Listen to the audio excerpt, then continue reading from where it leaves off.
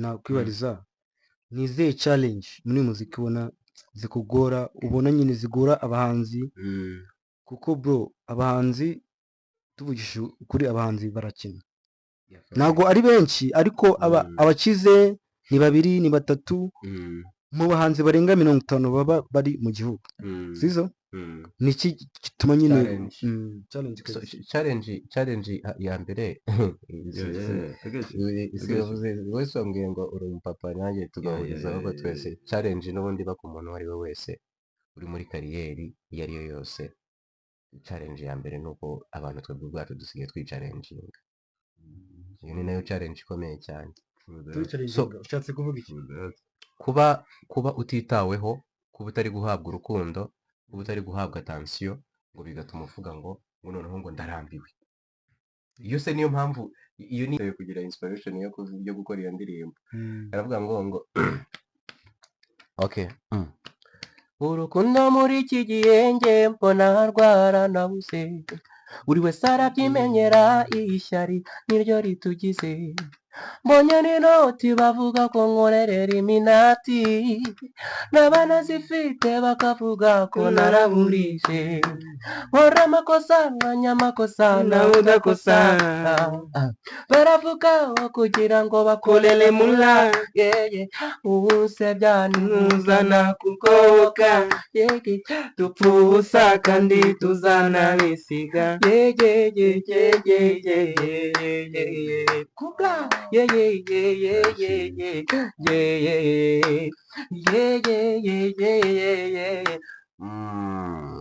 ubu buzima tubamo bwa none budusaba kubana n'abandi neza ubu buzima tubamo bwa none we budusaba kwicisha bugufi yemwe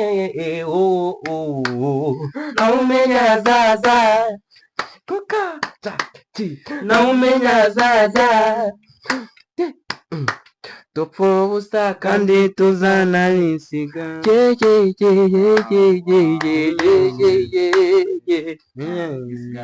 kubla mwiza what is your platform uyu mwaka ufite indirimbo zingahe hanze album zingahe EP zingahe like nye uno mwaka icyiza cyabayemo wenda ku ruhande rwanjye muri muzike ndishimira ko uyu mwaka wa mbere mwiza bro uyu mwaka urumva niho nahurije na Fanta dutangira project ya Iwacu Music Style abantu baranayikunze kabisa nayikunze iyo style kuko ninjye wagize igitekerezo ndamubwira ati tubikoze gutya byagira gute indirimbo ya mbere ubwo twakoze umwaka utararangira imaze kugira muri 400 kuzamura ibihumbi ariko apana ibihumbi 400 imaze hello guys, this is Wariba TV show nkuko twabibabwiye nkuko mwabyifuje nkuko twabyifuze nkuko babyifuje uyu munsi like twifuje yuko cya kintu twacyagura dushakora nkuko twabibabwiye dushakora ibintu bidenze buri munsi aho mugiye kujya mubona content zigiye zitandukanye dutumira abantu bagiye bakora ibikorwa bitandukanye ariko muri entertainment n'ibindi bintu muri rusange bwa buri munsi tubamo. So that's why uyu munsi twabazaniye umwe mu basore imana ikomeye you guys mutipa yarenze cyane yankomye kare. So on my side here we got Ale Cyusa. Let me introduce myself, Manji. Yeah, type shit. Anyita amazina agiye kuranga mu kuvuka Cyusa Alain ariko nkoresha Alan Tila kwe umuhanzi nkunda bita Brasan Tyler. So that's my thing. So Cyusa Alain, I was professional dancer back in the days. You see, I used to say everyone I think they know me, right? Yeah. Okay. Sure. I think nta muntu utamuzi musaza on my side nguyu umubyinnyi wa danje kabisa. Yeah, twakoreye abahanzi benshi. Oh, so now I'm married. Wow. I have a 4 years type shit, my nigga. That's good now, man. I'm married, mfite umwana w'imyaka 4 n'undi on the way. Yeah, man. Actually, I think Comments, that's all. comments, And guys. then we are going to discuss everything tuzatumira abantu benshi as like nk'uko mugenzi wanjye bivuze. Stay tuned. Stay tuned, guys. Stay Okay, tuned. okay. Yeah, man. And Yo. on this Vocal side, King. we got our guest, man. This guy is so amazing, man. This guy has a talent, bro. Man, Raden's kabisa. Yeah.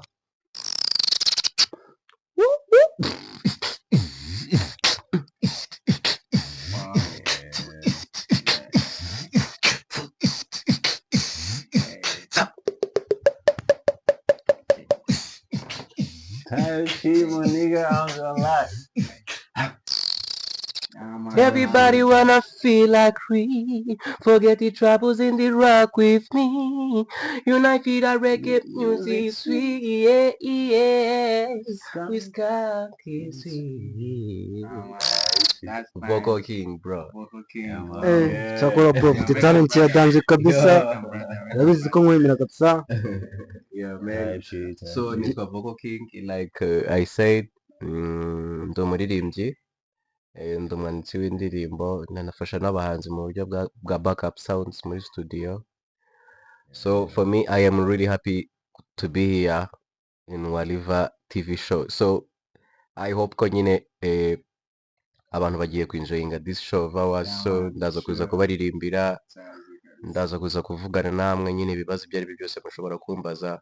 So welcome to the show. Thank you. Type shit. Wow. On the other side, we get Whatever. Whatever. Yo. Introduce yourself, answer. Njye rero nitwa Niyabose Amimu Waliva nyine. Ngubu twaje kubaha show. Dufite hano abatumirwa batandukanye. Reba. Reka duhe Biso akomeze atuyoborere. Yo. Nk'uko twe twabibaberanyije rero kugira ngo yamaze kubibwira umuhungu mwamubonye ko yananiye bayagusa. Big talent Yeah, kabisa. Yeah, my guy. Vocal, right? Man, yeah. Vocal King. Vocal King. Yes. Man. Ariko man cyakoze njyewe for real ndishimye cyane. First of all kamanze nshimire Waliva TV show. Kuba mwantumiye ni ikintu gikomeye cyane for myself. Kuko ni gake gashoboka nyine ushobora gusanga abajene bicaye hamwe bakavuga ngo let's discuss about something. Reka tugire ibyo tuganiraho, reka tugire iyindi experience dusharinga. So kuri njye ubwabyo no kuba nahuje nawe, nahuje n'uyu, nahuje nawe, twahuje nyine icyo gihe kiba cyabayemo cyo kuba abantu baganira bakanamenyana, nabyo ni ikindi kintu kirenze kubera ko this time hari abandi bantu baba bahuze nk'urubyiruko bagenzi bacu gutya bari mu biyobyabwenge, bari mu bintu bidafite agaciro, bari mu bintu bidafite umumaro. Ariko so for this time twebwe turi hano kugira ngo tuganirize abanyarwanda bamenye se Vocal King ni muntu ki, bamenye umuvandimwe ni muntu ki, bamenye wowe uri muntu ki. So ndatekereza yuko nyine nibyo ngibyo tugiye kuganiraho n'ubundi muri show kugira tumenye se umwaka twawutangiye gute, se challenges zagiye zibamo, surprise things zagiye zibamo n'izihe, ese expectations zacu dufite zo noneho turi kuvuga ngo tuzawusoza, cyangwa se imihigo dufite mu mwaka ukurikiyeho nk'abajene ni iyihe. Uno mwaka wanabaye n'umwaka mwiza cyane, by'umwihariko ku banyarwanda muri rusange kuko ni umwaka twitoreye umuyobozi wacu, His Excellence Paul Kagame. Thank you so much. Ni umubyeyi kuri twebwe. Impamvu mise mbikomozaho ni uko abajene nabonye imbaraga zabo muri uno mwaka koze n'abantu bashyigikiye umubyeyi wacu kugira ngo abashe kongera kuduha icyerekezo cy'ubuzima bw'ejo hazaza buzima. So ndatekereza rero ko for this time nimba uyu mwaka ariyo twamutoreyemo kandi tukaba twaramweretse urukundo bigaragara, urwo rukundo twamweretse turumwereke in action. Nimba hari ibintu bitari bizima tujyamo biturangaza, ibiyobyabwenge, abajene ntibakore ngo bashaka amafaranga ngo bakure amaboko mu mufuka, bihangira imirimo, abartiste bakore bongere bashyiremo ingufu, amacano mashyashya ari kuza nayo abanyarwanda bayarebe like Waliva TV show. So that's what we are going to discuss about. Yeah, man. Thank you so much for that. Like stories ni nyinshi cyane ariko like tugishize tusengabaze kumbatira gutya. Like would you tell us about yourself a little bit? Like music muri music musically career how you start? musically vocal king ndi umwana wakuze nkunda umuziki. Umuziki. Nakuze nkunda umuziki kuva ndi mutoya. Njyewe navuga ko impamvu mba music nyifata nk'ikintu kiri na serious more than how other people they take it. Njyewe namenye data umbyara ngize imyaka 17. So rero 17 years yari ishize. Muri iyo myaka hari amazina nyine baba bakwita, hari uburyo baba bagufata iki. So biba ari ibintu byinshi cyane, ariko music yaje kumbera like it was another way of healing. Umuziki nyine umuziki wambereye famille, umuziki wambereye byose for myself, kuko muri iyo myaka 17 urumva nayibayemo nazo umubyeyi, na nyuma yaho duhurije haza kuza kuma ibibazo nyine kubera ko abantu ntabwo baba baziranye, n'icyo usanga nibiba ari ibintu byinshi cyane. Muri iyo myaka ni naho nakuyemo n'ubumuga bwo kuba numvisha ugutwi kumwe, ntabwo kumva.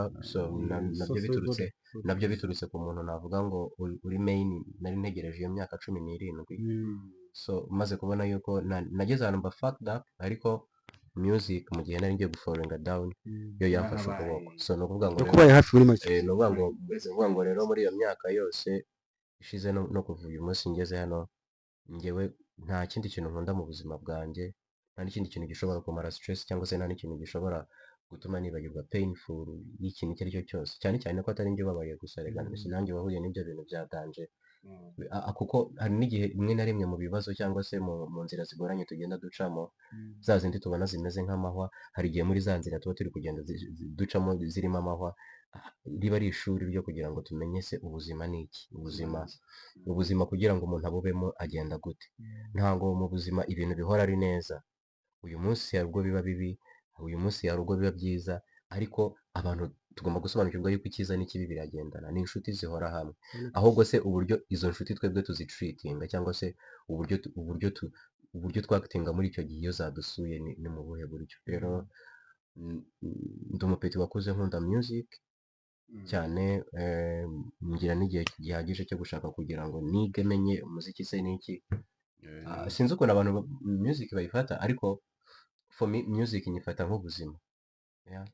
So music is life, kuko music ni ikintu gishobora gutuma mani, nubwo nta muntu n'umwe waba ukuri iruhande, cyangwa se nubwo nta muntu waba ugufasha ukuboko ngo abe ari hafi yawe, music yo ubwayo iraza ikaguhoza. No muri music n'igihe uba wabuze n'inshuti n'imwe wagisha inama, ariko ukaba wakumva igihangano runaka cyangwa se ikindi kintu icyo ari cyo cyose, yaba movie cyangwa se yaba indirimbo, ibyo bintu byose bikabasha kuba wabikuramo n'inama n'undi muntu atakugira, n'indi nshuti itakugira. Kuko ari naho bigera kuri extent yo kuba umuntu yakwiyahura, kuko natwe byagiye bitubaho inshuro nyinshi cyane.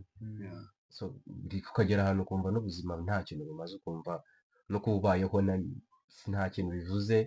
Koze nyine urabona nk'iyo ucesinze kuri dreams zawe igihe kirekire cyane, ariko feedback uri ku expectingamo ntuyibone, rimwe na rimwe bigeraho nyine wumva ubabaye, n'ibigeragezo byinshi noneho njye byageze ahantu noneho numva n'ubuzima nta n'ikintu buvuze. Ariko nakibuka yuko nahawe impano yo kuririmba, nakibuka ko ndi umuririmbyi, nakibuka yuko hari abantu benshi bifuza kugira ngo icyo kintu bakigire ariko batagifite, bavuga ngo naba bwanjye nisebeje ku giti cyanjye. So igisubizo cy'ibibazo byose ducamo mu buzima ntago ari cya gisubizo kindi tujya gushakira ahandi. Dusobanukirwe yuko inshuti ya mbere iri muri twebwe, n'umwanzi wa mbere ari muri twebwe, n'utwifuriza ibyiza kuri twebwe ari muri twebwe. Ni ukuvuga ngo urukundo utikunze wowe ngo ubone ufungure amaso uvuge ngo byibuze bino bintu ndimo ntabwo ari sawa, cyangwa se ni sawa, urwo rukundo utigiriye undi muntu naza akarukugirira, uzajya ubanza checking kuri icyo kintu, kubera ko sometimes ushobora gusanga harimo ibibazo. Rero uwo niwe vocal king. Nkunda gufasha abahanzi, ndabandikira indirimbo, ndaba backing up. So uwo niwe njyewe, ariko ikindi kiyongereyeho nanjye ndi umubyeyi, mfite umwana, aracyari umubebe mutoya cyane. Nyine urumva baranafite n'amatsiko yo kugira ngo ndebe ejo hazaza uko bimeze. Ni nayo mpamvu uyu munsi muri music turi gupushinga cyane, kugira ngo turebe ko byibuze noneho wa muziki twakoraga twawuvana muri bya bindi byo ngo njye gutwika. So navuga ngo abajene bose icyo nababwira muri 2025 tugiye kwinjiramo, tureke gukora ibintu byo kwinezeza. So tureke gukora ibintu byo kwinezeza. Nimba ukora fashion, do it as professional. Nimba uri umu artiste ushushanya, bikora umenye ngo hari aho bikugeza, nimba uri umuririmbyi bikora umenye ngo hari aho bikugeza. Yeah, for real. So ubu niwe njyewe abajene inama mbagiriye, nababwiye ni 2025 gahunda iyo ari yo yose ushobora kuzajya ugira cyangwa se icyo uzajya wifuza kuba wakora icyo ari cyo cyose, uzajya ubanza utekereze ngo se harimo interest ndi bukuremo, hari kiriya kino kintu ngiye gukora hari icyo kiri buhindure ku buzima bwanjye. Kandi uvuga ngo icyiza n'ikibi ni ibintu bitwegereye. Ngewe koko King ndi umuhanzi ujya uganira n'abantu benshi cyane, ariko ikintu naje gusanga twese ikibazo dufite, we don't love ourselves. Yeah. tuganije tweretse story zawe, ukuntu music yagufashije, yakubereye aho umubyeyi atarari, music yagufashije cyane. Man, that's nice. None se like mbone like niki umaze kwiga mu muntu umaze guhura nazo, niki umaze kwiga muri niki wagira inama umuntu uriya? Ikintu twese tugomba kwiga muri buno buzima ni kimwe. Ikintu twese tugomba kwiga muri buno buzima ni kimwe, nuko umuntu aravuka akabaho agakora akarya agapfa.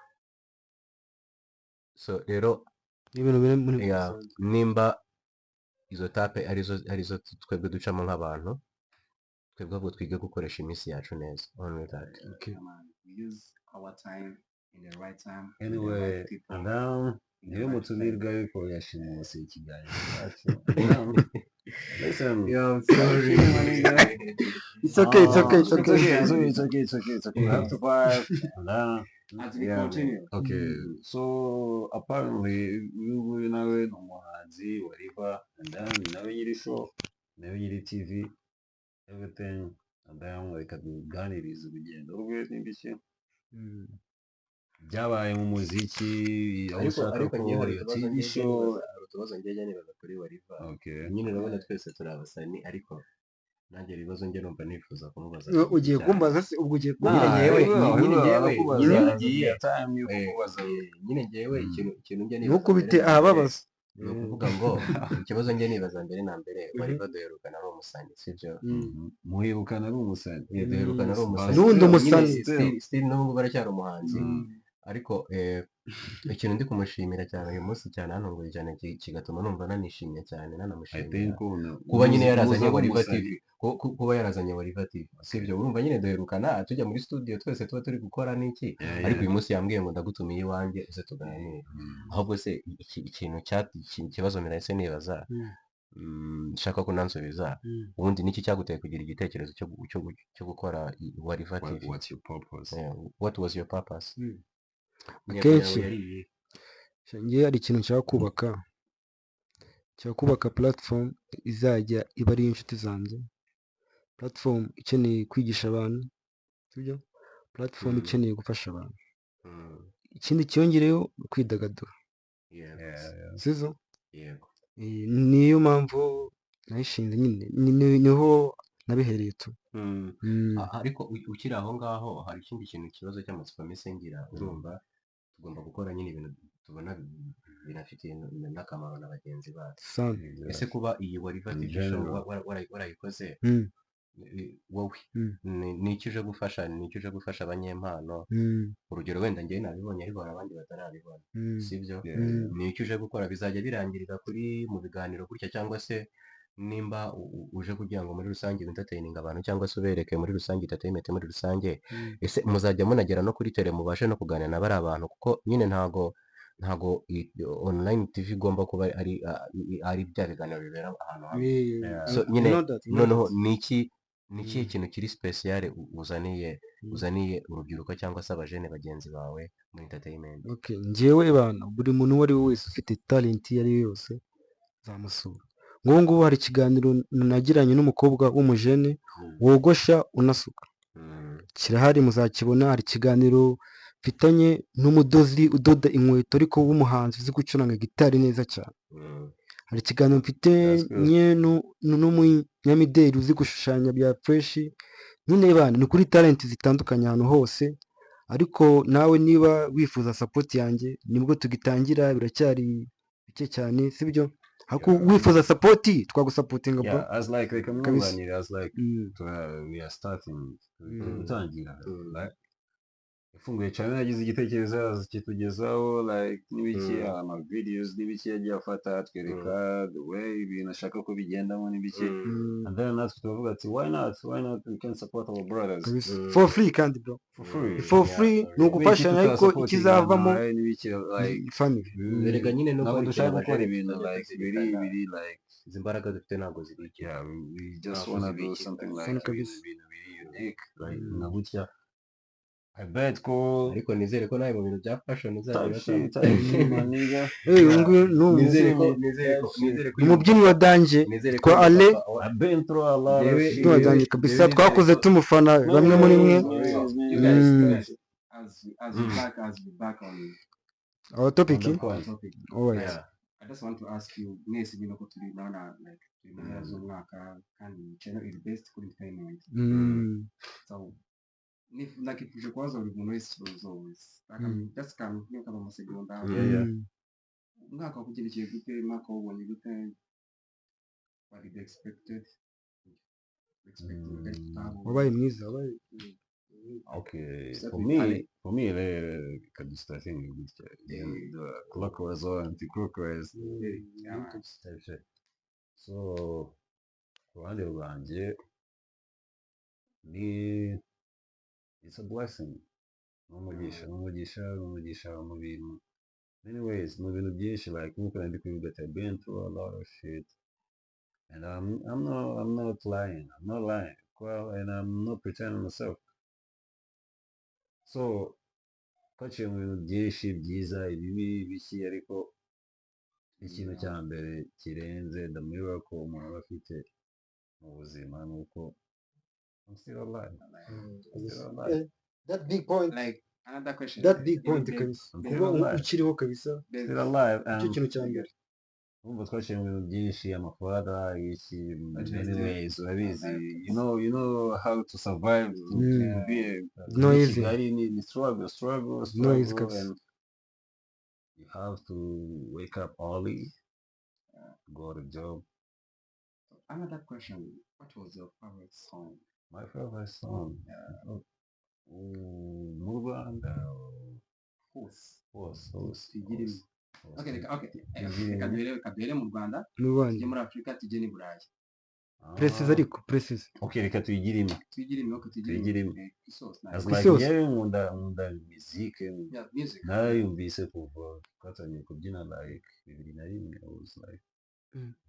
young. natangira gardienne wallahi Natangiye so like really muzike twayibayemo turayizi many years ntabwo nshaka kubigarukaho cyane urumva so nkunda muziki iyo ari yo yose ubu ngubu ariko ntabwo buryo hasi icyo tutangiye nayo nibyo ndi kuganishaho yeah man. right indirimbo ubu ngubu on favorite top list bayita as it was as well As it was. Harry Harry wo Yeah, muri Harry. wabuze aririmba muri One Direction is it One Direction Yeah. Harry.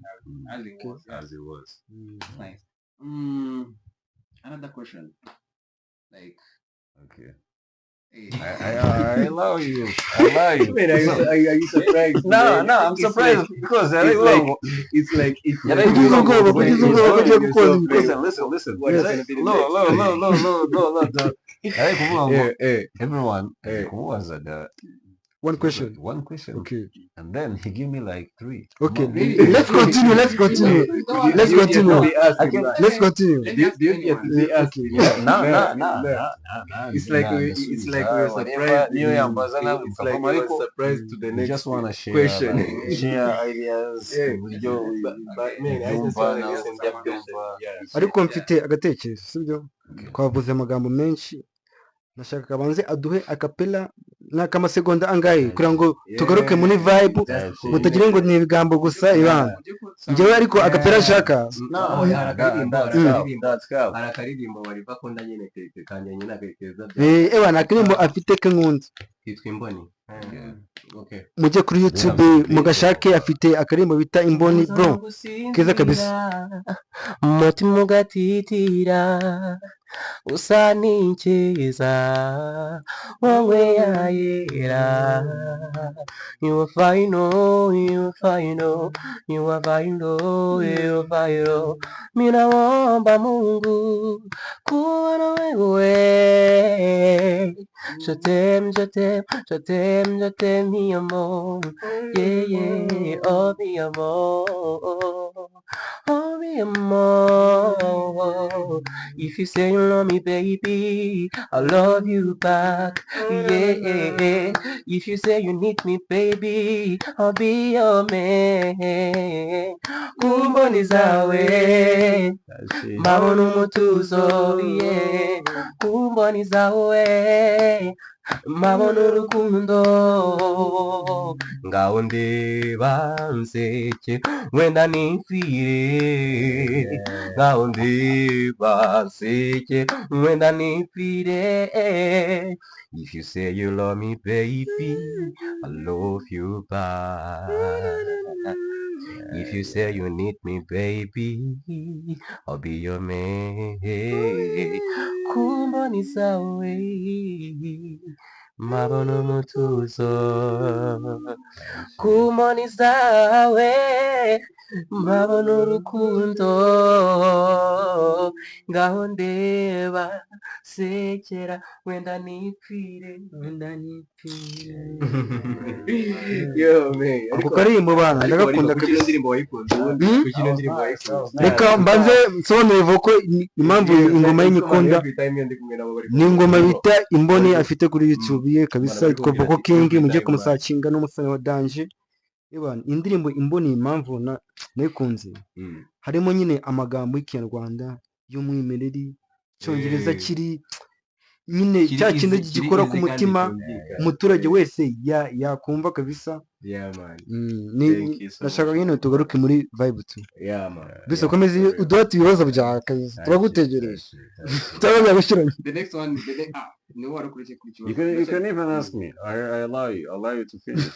So, It's okay. ask me. No worry with that. kubwa time n'igihe kiri kugenda wako like music yawe urayibona he mu myaka 5 iri imbere good question brother hari urabona kabisa hari ikintu umuntu wese aba agomba gutekerezaho ufite icyerekezo hari igihe umurimo uba uri guhinga rimwe na rimwe bijya bigora kugira ngo uhite wera ako kanya ariko uko ukomeza guhinga imvura yagwa ugakomeza guhinga izuba ryaza ugakomeza guhinga ukanavomerera noneho hari n'igihe biba no mu gihe gito kitari no muri iyo myaka wari uvuze gusa ahantu na expectinga nyine kuba ndi mu myaka 5 iri imbere ntabwo njye nifuza ko nyine umuziki cyangwa se impano nahawe biba ibintu byanjye gusa so ndifuza ko muri icyo gihe nyine hari za pipiniyeri nyinshi nzaba mfite nzaba narakoze so uyu munsi ari nabyo bintu ndi kwishimira uyu munsi ndi kwishimira yuko urumva nananatangiye urumva nagize chances yo kumitinga na Fanta so tuba abashuti turahura the Fanta producer so shout out to Fanta man turahura creating a new music kind of style nyine ni boro za Afrika zinarenze cyane bro cause like wenda nkoresheje wenda nk'ibihari kugira ngo nkwereke sample y'ibiboro twashakaga gukora urugero ni nk'ibiboro bimeze like nyine umuco gakondo wacu w'abanyafrika ariko uri mixed muri Afrobeat urugero ushobora nko gufata nka ntuze nka boro imeze gutyo urugero ushobora nko gufata nka boro imeze uku okay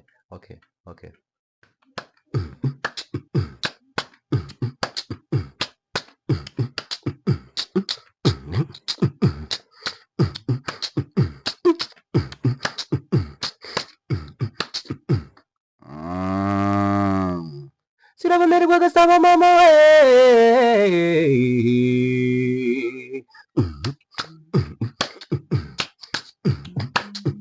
urumva twafashe ya Afrobeat yacu dusanganywe tuyivangamo inka urumva twebwe nyine iyo boro ndishimira yuko ni igitekerezo twagize mu gihe kitarenze umwaka uyu munsi yujuje views miliyoni Yeah, ku ndirimbo bita gute. gute kabisa. So urumva ni ibintu twatangiye duhereye ku ndirimbo bita none se meze tuvuga ngo nyine reka tugerageze turebe icyo twagira. Rero icyo nifuza muri iyo myaka 5 ndifuza yuko hari abandi bantu bazaba benshi noneho twarakoze ibindi bintu byinshi cyane, hazaba hari ba fanta benshi cyane, nyine hazaba hari amapipiniyeri, kubera ko ngewe ikintu nifuza ntabwo ikintu nifuza muri iyo myaka 5 ndifuza kuzaba ndi umubyeyi w'abahanzi bamwe na bamwe kuruta ahubwo uko najya kuba ngo umuhanzi ku giti cyanjye. Ndifuza byibuze kuzaba hari abantu benshi nareze, ndifuza kuzaba hari abantu benshi nafashije muri game, nyine ubwo nibwo buhamya bwiza. So icyo nicyo nifuza muri iyo myaka 5. Ikindi nifuza muri iyo myaka 5 cyangwa se hoya nahora nanabitekereza, buriya njye ndi umuntu ugira urukundo muri njyewe, kandi ndi umuntu nyine wabonye uburyo kubaho utitaweho nta muntu ukuri iruhande bibabaza. So mba nifuza yuko byibuze nazakora muzike izanyinjiriza amafaranga, nkazajya noneho ngera no kuri ba bana b'imfubyi, abapfakazi, abatishoboye, sibyo, byibuze kuzajya mfata n'amafaranga nkaba nanjye najyana mu muganda n'abandi, tukaba twakubakira n'uwo muntu, tukaba twakubakira n'uwo mukene, tukaba twashingira aka business n'uwo muntu ufite gahunda yo gukora. So ntekereza ko umuziki nifuza kuba mfite ni umuziki uzaba ufite ikintu mariye abantu banyikije muri rusange, kuko ni nabwo buhamya bwiza tugomba gusigaho muri that. Njyewe akabazo k'amatsiko nakwibariza, ni izihe challenge muri muziki ubona zikugora, ubona nyine zigora abahanzi? Kuko bro, abahanzi tuvugishije ukuri, abahanzi barakina, ntabwo ari benshi ariko abakize ni 2 ni 3 mu bahanzi barenga 50 baba bari mu gihugu, sizo? Niki gituma nyine challenge ya mbere wese wambwiye ngo uri umupapa nanjye tugahuriza ahubwo twese challenge n'ubundi baka umuntu uwo ari we wese uri muri kariyeri iyo ari yo yose. Challenge ya mbere ni uko abantu twebwe ubwacu dusigaye twicalenginga, iyo ni nayo challenge ikomeye cyane. ushatse kuvuga iki? kuba utitaweho, kuba utari guhabwa urukundo, kuba utari guhabwa attention, ngo bigatuma uvuga ngo noneho ngo ndarambiwe. Iyo se niyo mpamvu, iyo ni urumva yari impamvu ifatika igomba gutuma ureka icyo kintu. Noneho ni ukuvuga ngo ikintu cya mbere twebwe noneho twebwe challenge ya mbere twebwe tunahura nayo mu buzima bwacu bwa buri munsi, twebwe ubwacu turi challenging.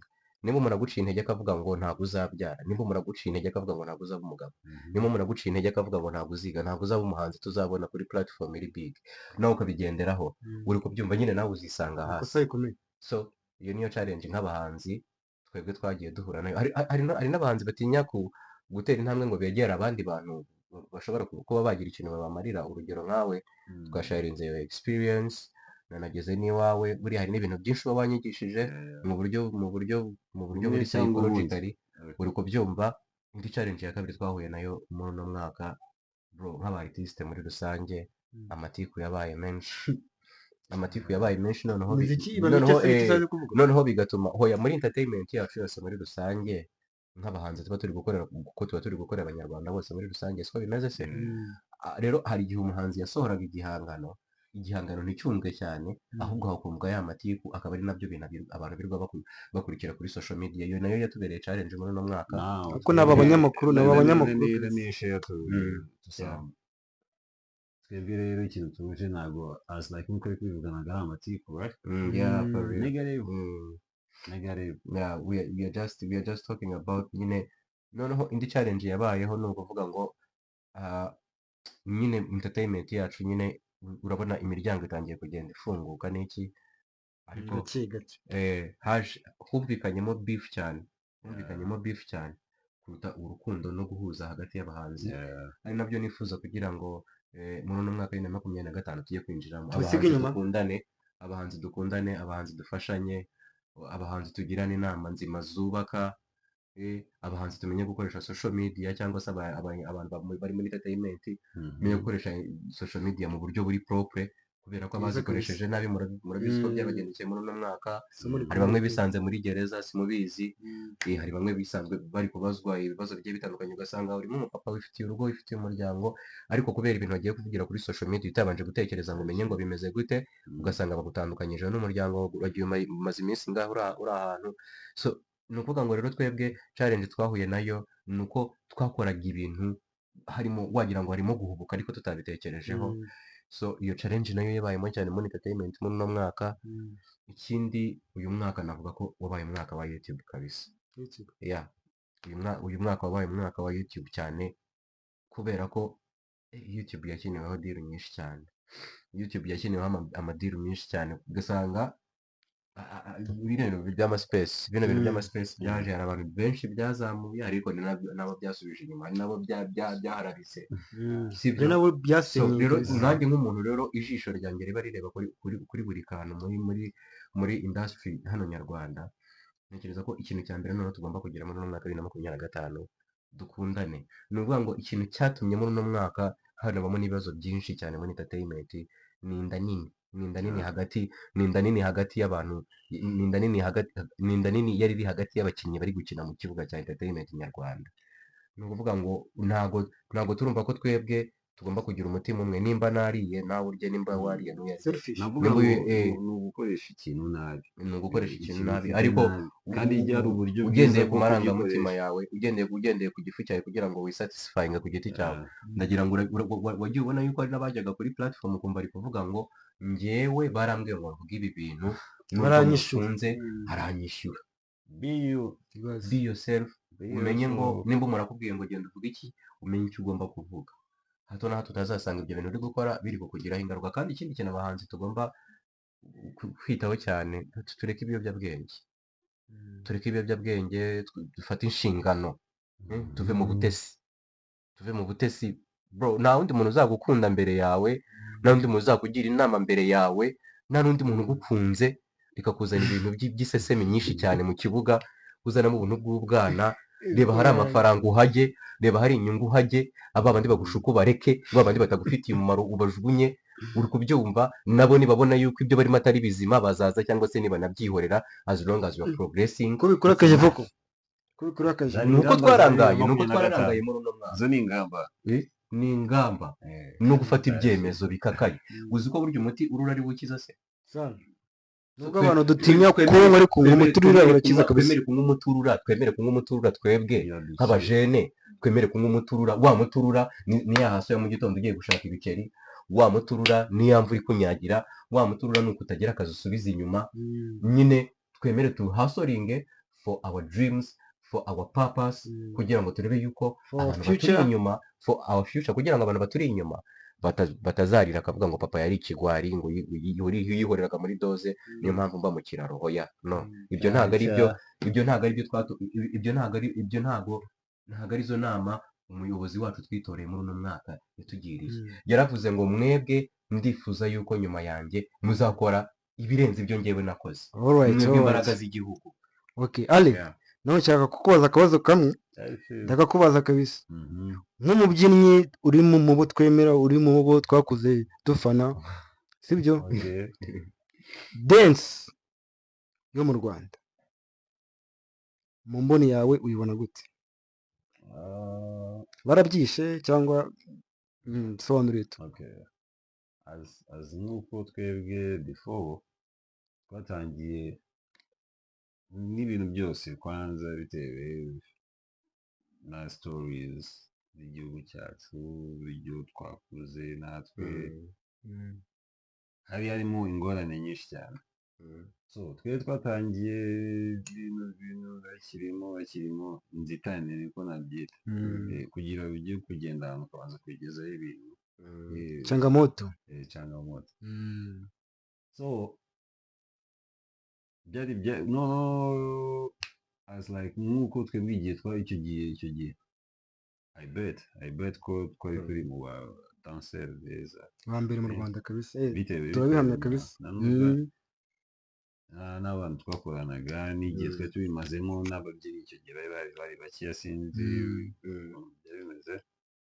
So byari bigoranye, wasangaga amafaranga ariko twahembwaga menshi ariko ugasanga nta kintu na kimwe kirimo ariko ukabona biterwa n'iki ibintu byose nk'uko natangiye mbikubwira ibintu byose byari bikiri tuba tugifite ingorane z'iterambere abantu iyo bari kwiyubaka bose bigendera hamwe buriya ntabwo bifata ikintu kimwe gusa so rero twebwe aho harimo utuntu nk'utwo usanga bazanamo kwiga gafatanya famiye zitameze neza ugasanga byabaye byinshi ugasanga ibintu byabaye byinshi ntubona umwanya wo gukora ibintu ukunze ntunabona umwanya wo kwiyitaho ubwawe cyangwa wowe n'umuryango wawe ubwo urumva ibyo bintu harimo ingorane nyinshi nicyo oya nagira ngo agasegonda kamwe andangirize aka kantu densi arayibona gute ubu ngubu hari nk'akantu mise nibaza hari nk'akantu mise nibaza karava hariya kandi k'ingenzi cyane ni nk'ikihe kintu cyiza ni nk'ikihe kintu cyiza wabonye mwari mufite muri kiriya gihe uri kubyumva ariko kitari kuboneka muri dance y'uyu munsi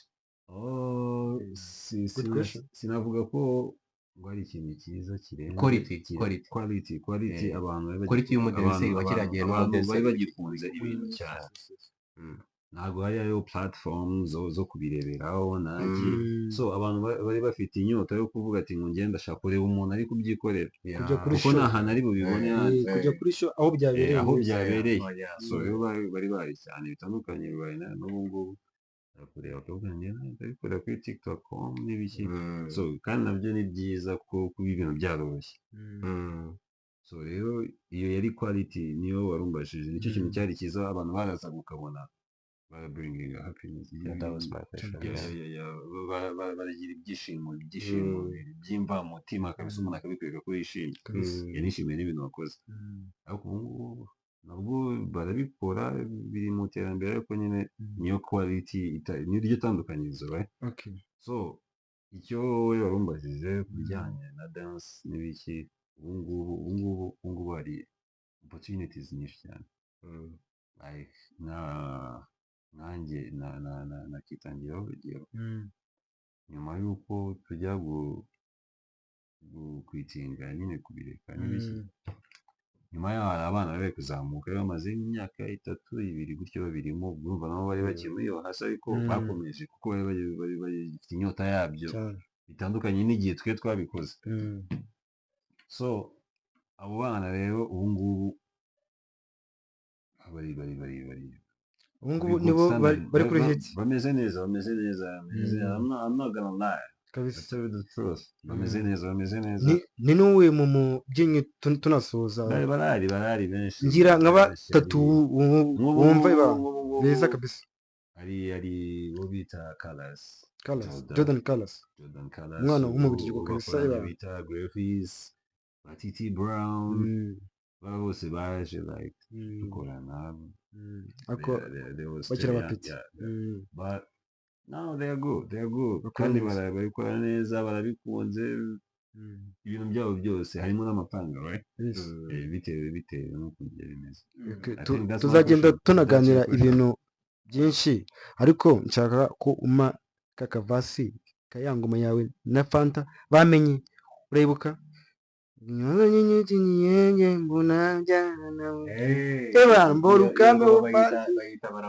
baravuga kuko abantu baragakunda kabisa abantu baravuga ariko iyo ndirimbo n'ubundi bemerewe ko nyiririmbo twebwe twari tumaze bisure ku n'abantu bavuga rero tukabona noneho abantu bari kubona time yo kujya kuvuga ariko time yo gukora ikabura uri kubyumva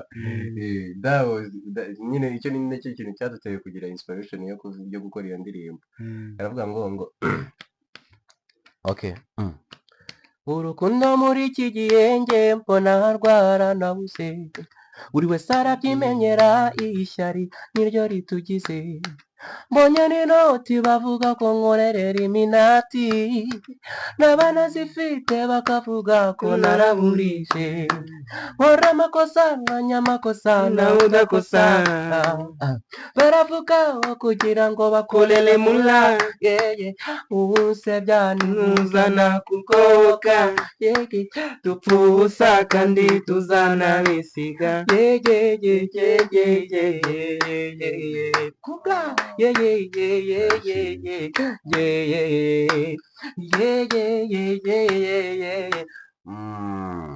ubu buzima tubamo bwa none budusaba kubana n'abandi neza ubu buzima tubamo bwa none we budusaba kwicisha bugufi yemwe nawe umenya zaza kuka nawe umenya zaza dupfa ubusa kandi tuzanabisiga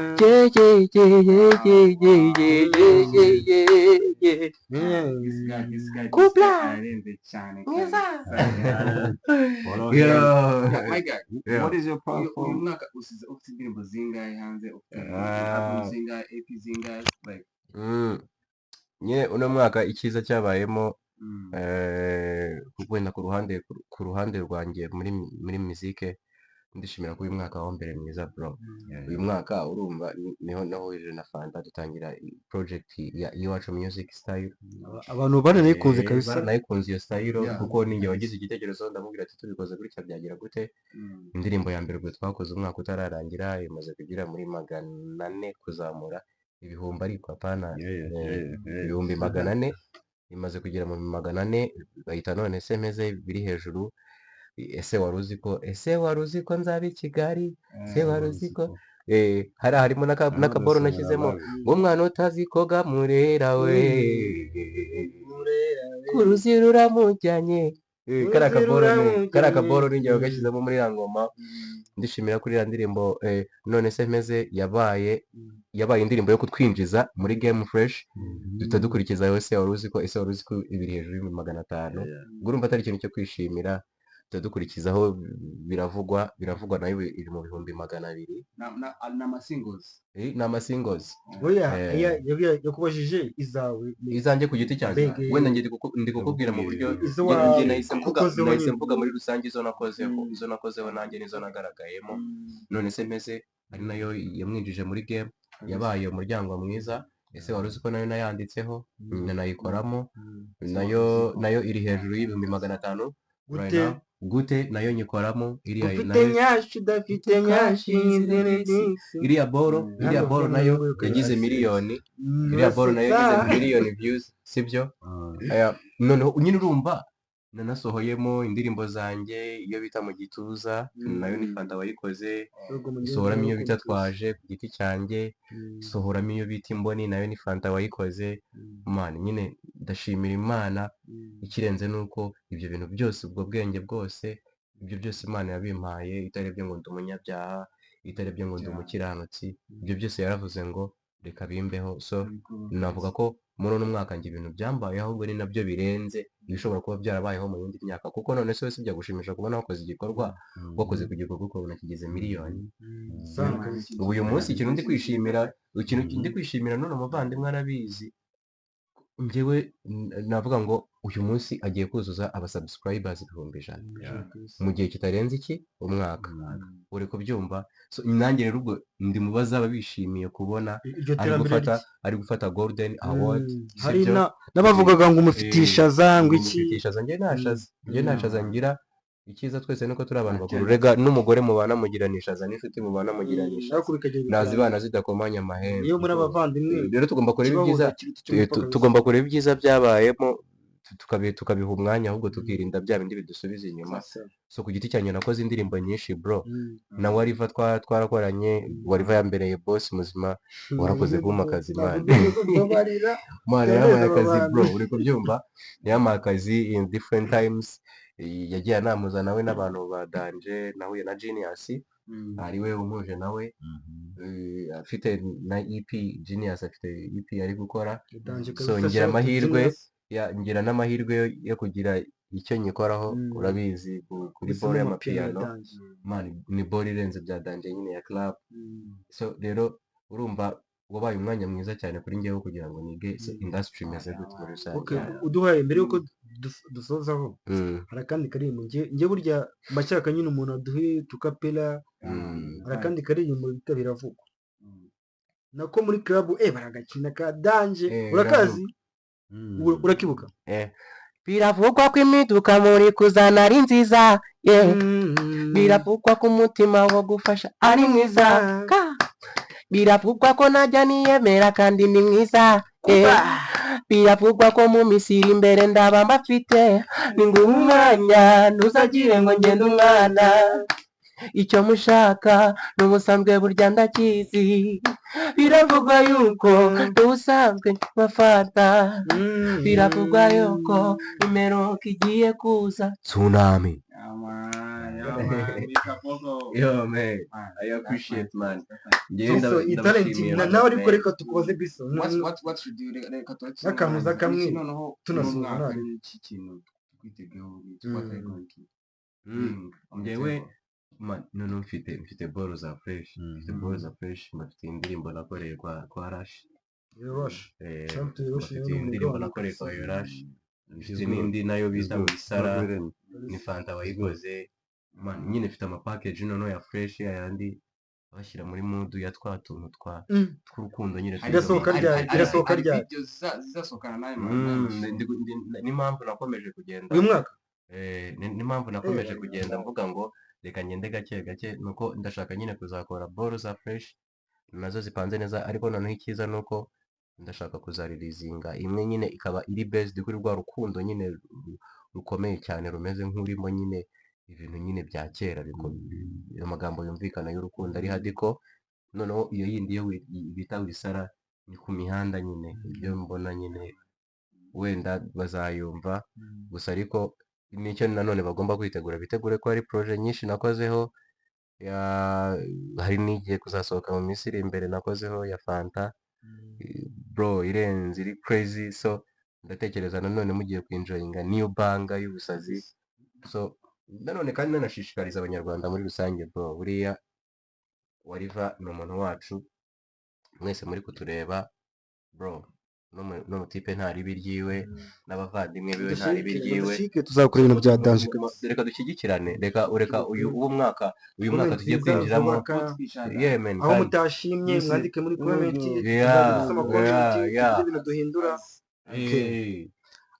kamubaza ariko akantu kamwe bane nawe wese ngakubaza end of this show kujye tugaruka Mr. Ale my guy umwe mu badensa bararenze cyane like uko no muziki n'ubu ngubu bararenze mbona namuza umurusha kabisa ubona ko harimo mu gihe cyabo bivuze ko harimo ibibazo bimwe na bimwe internet ntabwo ari imeze neza uyu mukanwa wa internet ibintu ubu bimeze neza ariko twavuga muri rusange iki noneho wagiye inama wagira abangaba ariko umwuga wa dance iyi nama wabagira irenze kabisa ku buryo babikoramo neza bakoresheje internet bafite izo opportunities nyinshi cyane n'inama wagira ibintu byose ni hard work gukora cyane gukunda ibintu consistency to be patient to refuse amagambo mabi umuntu akubwira ngo ntabwo ubizi whatever wumva ko kubigenderaho the best uba uri kubikora neza icyiza ni ugukosora ibyo ukoramo ukabikora neza kurushaho waba uri kubitangira cyangwa ubimaze n'igihe byose ni imbaraga nk'ibyo ubwiye patient na consistency and discipline oya uretse kwanza nanjye nkufitiye ikibazo bisa dusoza ndakubaza bwana munyoko ni iyihe nama wabyira urubyiruko rudukurikiranye abasore sibyo abasore kabisa abasore dufite depression muri iyi minsi kabisa dusoza nurenze iminota 2 tuhite tunisoreza ni iyihe nama wagira urubyiruko rufite depression nihe nama kabisa unadusoreje show.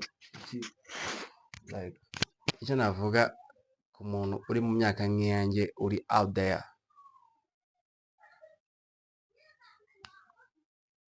be right, be humble, stay with the right people, do right things, kunda Imana, kunda umurimo, nta bindi. Rero mwakoze kubana natwe naho ku yindi episode. God bless you. And don't forget to subscribe. Don't and forget to subscribe to every Waliva Show. Yes, sir. Hello, go, my nigga. That shit. Bayo tujichu. Whoa. That shit.